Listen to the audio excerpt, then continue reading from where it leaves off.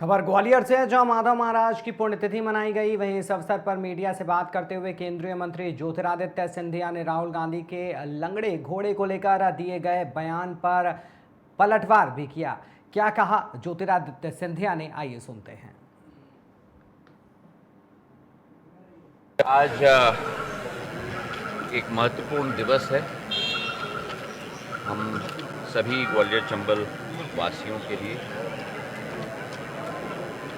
आधुनिक ग्वालियर के निर्माता माधव महाराज की आज पुण्यतिथि है। 5 जून 1925 पेरिस में उन्होंने अपनी आखिरी सांस ली थी। उनके साथ बड़ौदा राज परिवार के महाराज सयाजीराव गायकवाड़ साथ में थे। पूरा जीवन काल 1874 से 1925 तक उन्होंने ग्वालियर के और पूरे स्टेट के नवनिर्माण के लिए समर्पित किया था। और उस समय का ग्वालियर स्टेट, जो केवल भिंड, मुरैना, ग्वालियर तक सीमित नहीं, लेकिन मंदसौर, नीमच, राजस्थान तक, गंगापुर और गंगानगर जिला भी ग्वालियर स्टेट का भाग होता था, एक ध्रुव तारे के रूप में राष्ट्र पटल पर नहीं लेकिन विश्व पटल पर एक आर्थिक शक्ति, आध्यात्मिक शक्ति के रूप में अपना स्थान ग्वालियर स्टेट ने ग्रहण किया।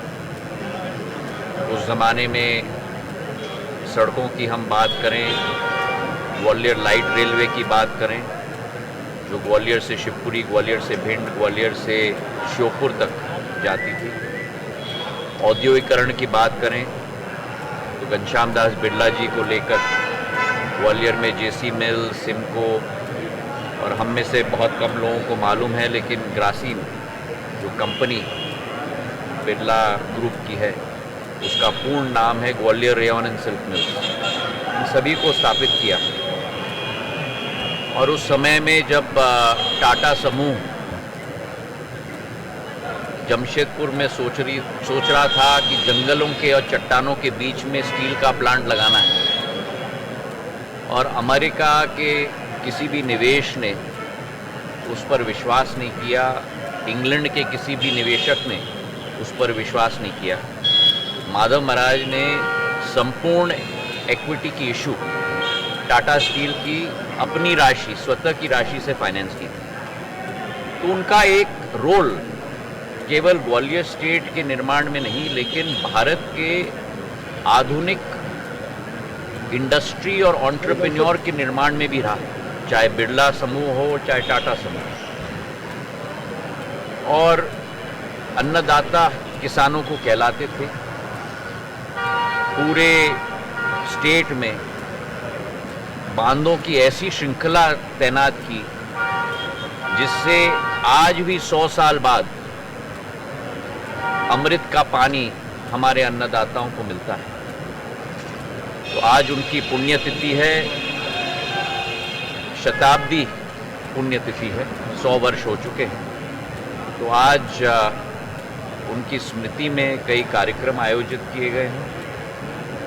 इंदरगंज का चौराहा का नवनिर्माण भी किया गया है, और वे एक सयाजीराव महाराज के साथ और कोल्हापुर के छत्रपति शाहू महाराज के साथ हमारे दलित, पिछड़े, आदिवासी वर्ग के उत्थान के लिए उन्होंने कार्य किया था, और आज श्रद्धांजलि हम लोग अर्पित करते हैं। उसी के साथ आज मध्य प्रदेश लीग की शुरुआत की भी कर्टन रेजर है, और इस बात का हम सबको गर्व है।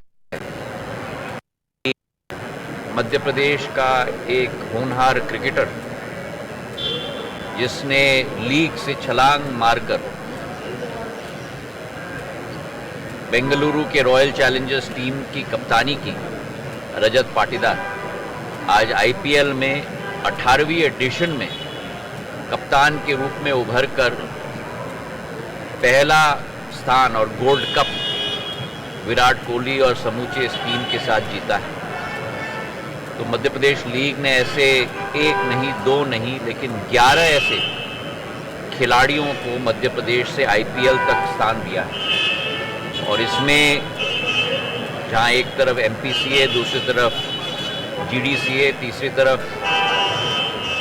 मुझे खुशी है और गर्व भी है कि मेरे लड़के ने इस लीग की शुरुआत की थी। आर्यमन ने, मान आर्यमन जी ने इसकी शुरुआत की थी और आज इस वर्ष ये सेकंड एडिशन ग्वालियर में खेला जा रहा है। 11 खिलाड़ी ऑलरेडी हमारे आईपीएल टीम में शामिल हैं।